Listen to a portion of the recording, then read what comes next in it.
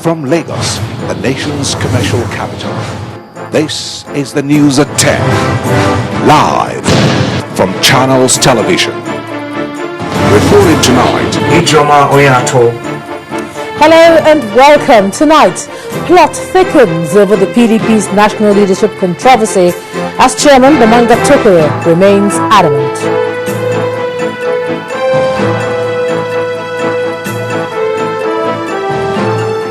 The unknown soldier is honored in the country as the nation remembers and celebrates the fallen heroes.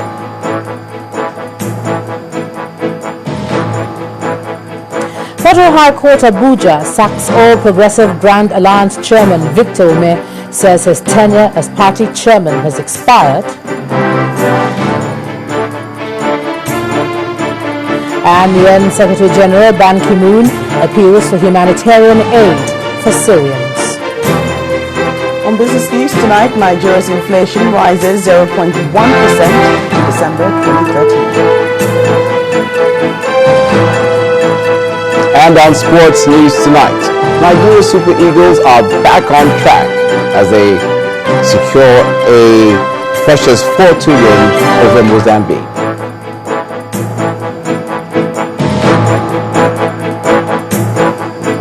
I'm Linda Hibe, and from Abuja, the federal government takes steps to actualize steady power, approves recondition of an Anambra transmission line.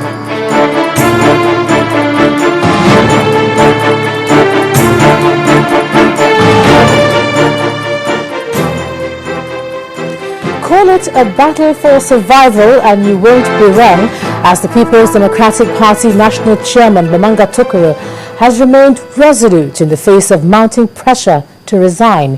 He made a sudden appearance at the PDP caucus meeting at the presidential villa about an hour ago and told anxious journalists that he's going nowhere.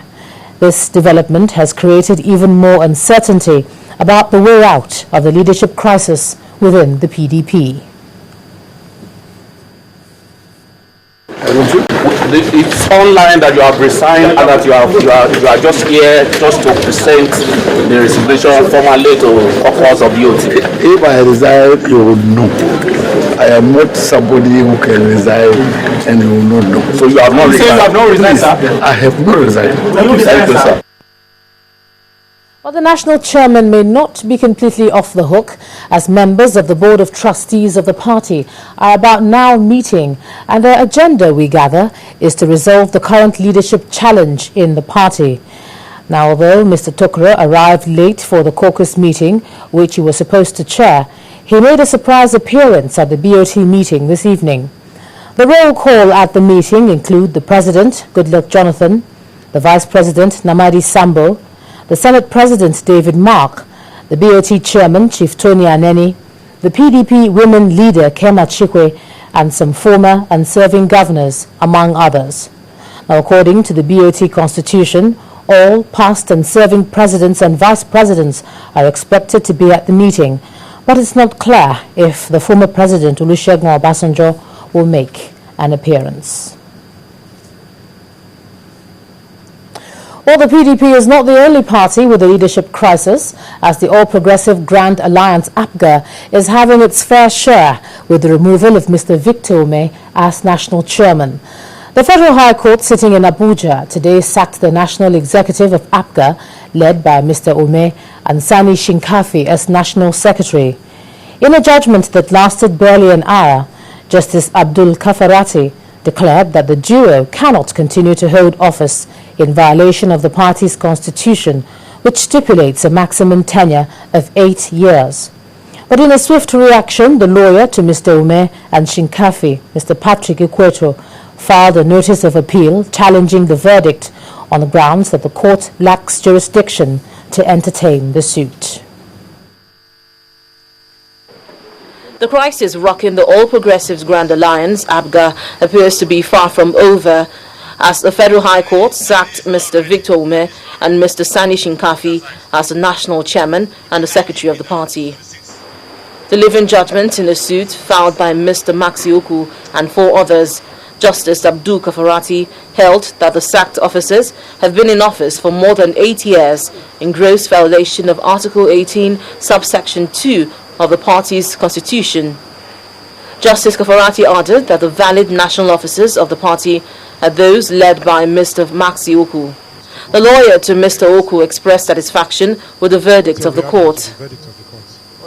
My clients are very happy, and therefore we are happy also. I think this is a momentous decision for the party. We don't have to make any comment about it, but the principle of the whole case is that we can't have a sit-tight officials within the party. We can't have sit-tight officials in the party. While the lawyer to Mr. Ume declined commenting on the judgment, Mr. Maxi Oku applauded the verdict of the court. The sacked National Secretary of ABGA, however, presented a notice of appeal the party filed, saying the court erred in giving judgment against the party. I commend the judge, Justice Kafarati, for a very powerful judgment. As a senior legal practitioner, I know the judgment is solid. But the ultimate glory goes to God Almighty. For today, ABGA has the opportunity to now re-engineer, rebrand, and rediscover itself. There is no victory, there is no vanquished. The judgment that gave birth to emergence of Mazi Oku as the national chair of ABGA had been set aside by Enugu State in appeal court, Enugu division.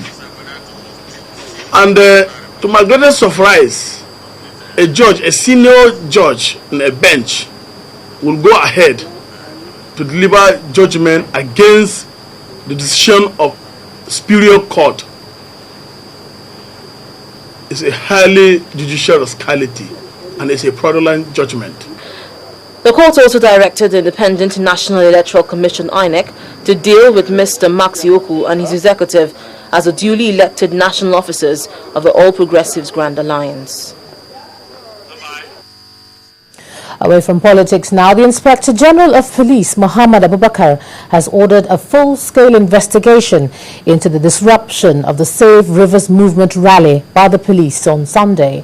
The Force Police Public Relations Officer, Mr. Frank Mba, said that a team of investigators from the Force CID, headed by Commissioner of Police Idris Umar Farouk, is to visit the scene of the incident and also interview all relevant parties. Meanwhile, the Senate Committee on Police Affairs has also begun its investigation into the matter. While answering questions from the committee members, the Commissioner of Police in the state, Joseph Mbu, insisted that only canisters of tear gas were fired to disperse the gathering at the scene of the rally in Port Harcourt. The dust doesn't seem to have settled few days after the violence that rocked the Save Rivers rally. It was one of those crises involving the police and the group since the governor defected from the ruling People's Democratic Party to the All Progressives Congress. Senator Magnus Abe is said to have been shot with an object which the group says it's a rubber bullet, but the police denied the allegation. The Senate is already bothered about the crisis, especially since one of their colleagues was involved. Despite being on vacation, it mandated its Committee on Police Affairs to investigate the crisis. Members of the committee visited the scene of the violence. They were accompanied by the police commissioner of the state, Mr. Joseph Mbu. I want to tell you that I have done so much for the Nigerian police. Back at his office, the commissioner told the committee that he had acted on the instructions of the Inspector General of Police and that the organizers of the rally did not obtain permission for the rally. I have only seen Senator Abe once when the Senate committee came here to investigate what is happening about the crisis. He has never called me on phone. He has never even texted to me that this is my number and so person. I don't know where he went to that he saw me and he told me that there's a letter for me to approve and I didn't approve. I don't know where. And who came with him? We do not have rubber bullets in this command at all. I am telling you, even the smoke we have here, it was when I came to this command I discovered that the militants had taken away all our arms, everything that we had. The former militants, they have been pardoned. I'm the one who applied to the IG, and I went to him and I pleaded passionately, and he approved smoke for us. The committee also met Governor Chibike Amechi and then his chief of staff, who told them they had written the police. Did they inform the police in writing? Yes, they were written to them, and they acknowledged the receipt. Okay. They approved it? No, we didn't get back to them. We didn't even ask for permission. By the law, we didn't ask them for permission. We just notified them that we are going to have a program and they like the campus. We are now equipped to brief the Senate on the incident of last Sunday, and had it been that we're in Abuja watching or hearing from television, paper, and some public opinion, we could have not been able to have what the type of information we have now. So I think we're better equipped. The last is yet to be heard in this clash between the police and the Save Rivers movement, and this is because the Senate, upon resumption, may reopen the chapter again. In part 2, after the break, World Health Organization certifies Nigeria guinea worm free. That's in a moment. Do join us again.